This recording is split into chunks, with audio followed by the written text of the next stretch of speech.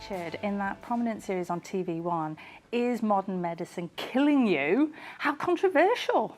Well, the producers wanted a really controversial title so that they could get viewers. I didn't name the series, but I think that the title was probably very effective. Yeah, well, it had a huge viewership and it ran week after week. And tell us a little bit about the content of it. Well, there were 20 patients and I saw 15 of them and a colleague saw 5. And these were people who hadn't been able to get better with the conventional course of medicines and consultations that they'd had. So what we did was use scientifically based medications, natural therapies and lifestyle changes, including diet, to help the patients get better. And I would say that the bulk of them got better within 1 or 2 visits. Wow, wow. And what's happened for you after that show? I mean, that must have been really huge for you. What happened afterwards? Well, the show rated very well, and once it started, it won the ratings every night that it was on.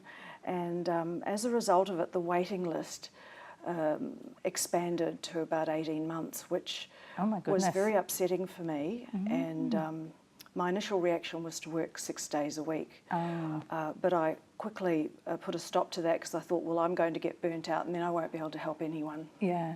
So you're helping people with chronic illness, and obviously you could end up on that path yourself. That's right. And I've been burnt out twice before. So have you? Yes. So I can speak about that sort of thing with great authority. Yeah. Yeah. So in your own personal burnout, what happened for you and how did you deal with it? Well, I think the first time was a long time ago. I didn't know I was burnt out. I just had a little meltdown one weekend and got a bit weepy. And at that stage, I was doing a lot of maternity as a family doctor. And what happened was that my staff just had to look after me for a while and I slowly recovered. But the second one was about 15 years ago, and that was, again, too much overload and work. That was at a time when general practitioners were working very, very hard for very little. And I think there were some other stresses as well. Doctors are quite prone to burnout, especially women doctors, and there are other occupations as well that tend to burn out as well. But I've learnt my lesson. I'm not going to let that happen again. Yeah, good for you. Everyone's taking on so much more these days. You're absolutely right. We've got our cell phones, our email, and we think other people are getting more and doing more, but we don't know the price that they're paying. And because we can do more, we try and do more, we want it all, but we pay a price for that. Yes. And there are lots of things chipping away at you, daily hassles, too much work to do, having to run the kids here and there, and long hours. And I think sometimes people become addicted to overwork. Yeah, it becomes an addiction, doesn't it? You're absolutely right. It can be, actually. I've been doing some research on that recently. Yeah, I think I might be addicted. I think I'm addicted too. So every now and then I have to stop and think, you're doing that again, stop it. So then I have to sort of look after that. And I think once you've learnt that you're one of those, then you're much better at looking after yourself. So what are some simple techniques that people can do to notice the signs in themselves and to do something about it? Well, that's really about becoming more aware of what you're doing and how you're thinking. And if people can become a bit more mindful, then they'll be better at picking it up. So a way of becoming mindful is to do any of those relaxation type activities that help you, like yoga, possibly Pilates, Tai Chi, meditation, prayer. Once you become good at being in the moment, then you'll pick up when you're starting to think the wrong way or do things that you shouldn't really be doing. So regular activities like that are good for you.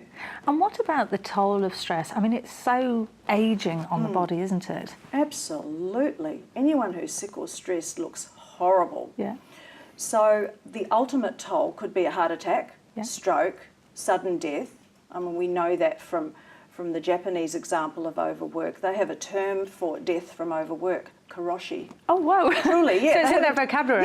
Yeah, it's in their vocabulary. Wow. Karoshi, death from overwork. But ultimately, people get migraine.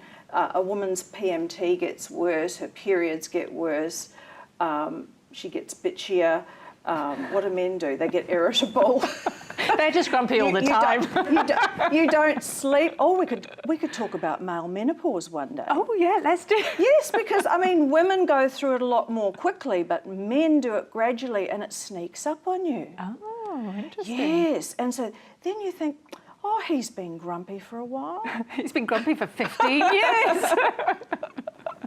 Yeah, so the ultimate outcome of burnout, you do not want to know, because it can take you 2 years to really recover from burnout. And what happens?